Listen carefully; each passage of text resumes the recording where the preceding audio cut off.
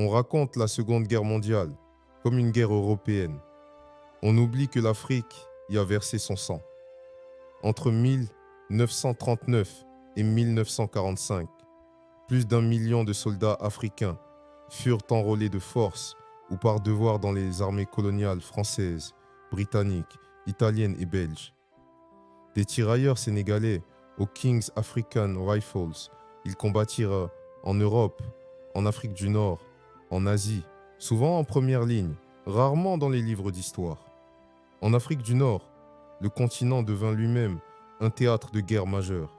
De la Libye à l'Égypte, de la Tunisie au Maroc, des batailles décisives opposèrent les Alliés aux forces de l'Axe sur une terre africaine, laissant derrière elles des villages dévastés, des économies pillées et des populations traumatisées. Mais cette guerre transforma aussi les consciences.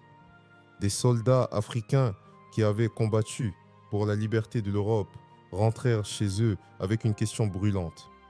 Pourquoi cette liberté ne s'appliquait-elle pas à eux? Cette contradiction alluma la flamme des indépendances.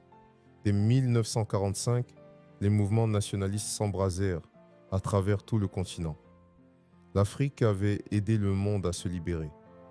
Il était désormais temps qu'elle se libère elle-même.